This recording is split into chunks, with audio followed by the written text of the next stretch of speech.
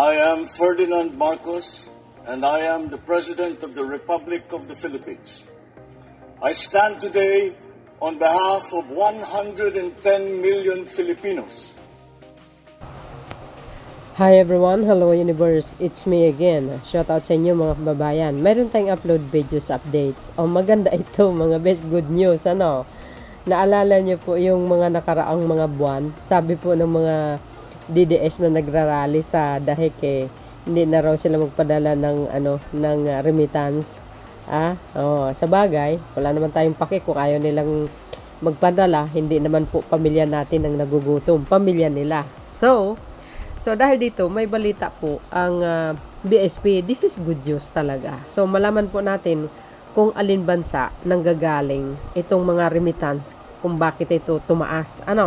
Sabi dito mga kababayan, po ng ABS-CBN one day ago.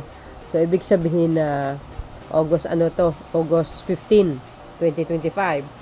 And today is August I think August 14 So today is August 16, 2025. Sabi dito mga kababayan, the Bangko Sentral ng Pilipinas, BSP, said overseas Filipino workers cash remittance increase by the 3.2% to 2.98 billion dollars. Dollars yan guys, equivalent to Philippine money. Ang laki. In August this year. 2 months ago. Wow, galing. Nag-increase. Sabi ng mga DDS, hindi daw sila magpadala ng remittance. Kahit hindi kayo magpadala ng remittance nyo, hindi naman kayo kawalan Hindi lang naman kayo ang OFW sa buong mundo. So dahil dito mga best, magandang balita ito. But anyway, syempre shoutout sa mga Marcos loyalists, supporters, Filipino and OFW. And this is good news for everybody. Sa mga past administration, walang ganito. Hindi, real talk. Totoo yun. Kaya ngayon, talaga naman ganda, swerte ang mga pamilya ng OFW. Talaga nakakatanggap sila ng kanilang pera. Cash remittances grow by the 3.2% in August. Baka next year ito mga kababayan lalong lalaki pa ng lalaki ang kanilang mga remittance. Di ba?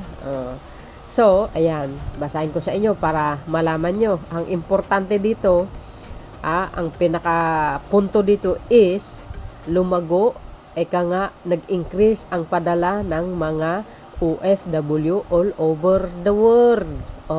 Shout out pala sa ating mga OFW. Ayan. Shout out sa inyong lahat mga best. Mag-ingat po kayo ang laki-laki naman nito mga best. At syempre sa kanilang pamilya talaga naman malaki ang pakinabang. Biro mo yan. Dollars mga best. Dollars. Wow. Sabi ng INC. M-Goes. Para basahin nga natin para kumpleto detalyado. Okay? Sabi dito mga kababayan, basahin po natin para kumpleto detalyado. Manila cash remittance from overseas Filipino workers, which is ang OFW, climb paakyat ng paakyat by 3.2% to 2.98 billion dollars in August. The Bangko Sentral ng Pilipinas, BSP, said Wednesday. Okay, kahapon yun, October 15, 2025, and today October 16, 2025. M-Goes.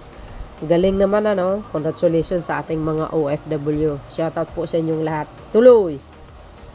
Sabi dito, in a statement, the BSP said land-based OFW contributed 2.35 billion in remittances, up to 3.0% year-on-year. Sea-based OFWs meanwhile remitted $625 million. This is 3.8% higher than last year's figures. Galing naman. Sosyalin talaga. sa kabila po ng maraming mga issue ang Pilipinas, but still pa din, yan po ang mga ugali ng mga Pilipino, masisipag talaga. O kung hindi lang kinukurakot itong mga salot, siguro maganda ang takbo ng Pilipinas. Kung isa na po rito, kung ang isang pangulo ay minumonitor niya ang kaba ng bayan, palagay ko lalago ang ekonomiya ng bansa lalo. Tulad ngayon kay Pangulong Marcos Jr., tingnan nyo. Kaya nagtataka na siya. Nag-imbestiga. Kaya na-found out, kurakot pa mo ang mga salot sa lipunan. Siya naman din mismo ang nag-expose ng talamak na korupsyon sa bansa natin, sa administrasyon niya pa. Kasi ito lagi kong uulitin sa inyo, yung mga contractors na yan at mga engineers na yan, mga politician yan, panahon pa po na ni dating Pangulong Digong, yang mga contractors na yan. At panahon pa nga ni Panute. So, yung mga contractors na yan, siyempre, hindi sila sinita Walang nagsita sa kanila nung panahon na yun. Kaya, tuloy-tuloy ang pagnanakaw. Pero, sabi ko nga, malas nila sa panahon ni Pangulong Marcos Jr., nga kayo. Dahil in-expose kayo ni Pangulo ngayon, tapos nagagalit kayo sa kanya, kasi in-expose niya yung pagnanakaw nyo, hindi pwede. Karapatan niya yun, Pangulo ng bansa yan, at karapatan niya ingatan ng pundo ng bayan. O, di ba? Yan. So, tuloy. Ayan, tuloy. From January to August, cash remittances went up by 3.1%. To $22.91 billion. Ang laki nito. Grabe laki talaga. Most of the remittances during that period came from the United States. Galing naman. United States, Singapore, and Saudi Arabia. Bakit wala dito ang dahik? Yung mga DDS dun. 3 bansa lang ang nakalagay dito, guys. Wow, United States, Singapore, and Saudi. So, ibig sabihin, mas marami mga Pilipino dyan sa lugar na yan. Ito pa. Tuloy. Meanwhile, personal remittances also reached 3.31 billion in August, increasing by 3.2% from the 3.2 billion in the December month last year. Ay, grabe. Galing naman. No? Sabi sa inyo pag mabait ang Pangulo, hindi pala away, malinis ang kanyang pagkatao, hindi nagnanakaw, ito pong resulta. Maganda ang daloy ng pagpapadala ng mga remittances. No, di ba? The Philippines is one of the largest recipients of the remittances. Talaga? Aba, sosyalin tayo mga bes. The Philippines is one of the largest recipients. Ano ito? Buong mundo ba? Baka buong mundo ito mga bes. Biro nyo, the Philippines is one of the largest recipients of the remittances. Woo! Money sent home by overseas Filipino helps power domestic consumption and drive economic growth. Goes. Kaya, pasalamat tayo sa mga OFW. Ayan.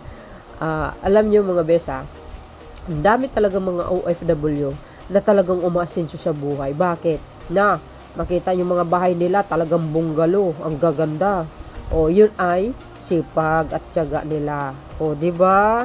Ang mga Pilipino masipag talaga. Totoo yan. Kayang-kaya pa ilang trabaho ang hawakan. Pero, minsan, sa mga OFW naman, alagaan yung mga health nyo naman. Diba? Kung may extra job kayo, tama na yung isa. Kawawa yung katawan nyo.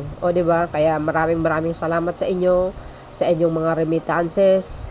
Siyempre, nakakarating sa mga magulang nyo. Kasi, yung mga remittances, may tax yan, mga bes. Diba? Salamat po sa mga OFW. Shoutout po sa inyo once again. Ayan sabi po dito mga bes wow, household consumption grow by 5.5% in the second quarter of 2025. Goes. The Philippine Statistic Authority said, wow. Ang galing naman yan. O, hanggang dyan lang tayo mga besa. So, muli, congratulations sa ating mga kababayan na sa ibang bansa. Ayan, salamat at maraming salamat po sa inyo. Tsaka yung mga anak ng mga yan, mga besa, talaga namang talagang nakapagtapos din. Mayroon, pero I think mayroong mga ibang OFW naman, hindi siniswerte sa buhay. Well, ang mga OFW, pagdating sa, sa pagtatrabaho, maasahan mo yan. Yan po ang true identity natin Yung sipag ba? Sipag at tiyaga. Sabi po ng mga nababasa ko, ang mga Pilipino daw talagang masisipag. And not only that, guys. Mostly, hindi. Filipinos are very kind, sweet, caring, and accommodation, parang ganun, optimistic, and syempre yung tawag dito, family oriented mga best, lahat pa. Oo, and very loving daw. Oo naman. And mayroon ako napanood, sabi po dun sa isang afam ba, napanood ko dun sa TikTok, sabi niya, mga Pilipino daw ay they are very clean. Ayo, totoo naman, excuse me, no. Di ba? Very clean naman tayo. They are take a bath 3 times a day.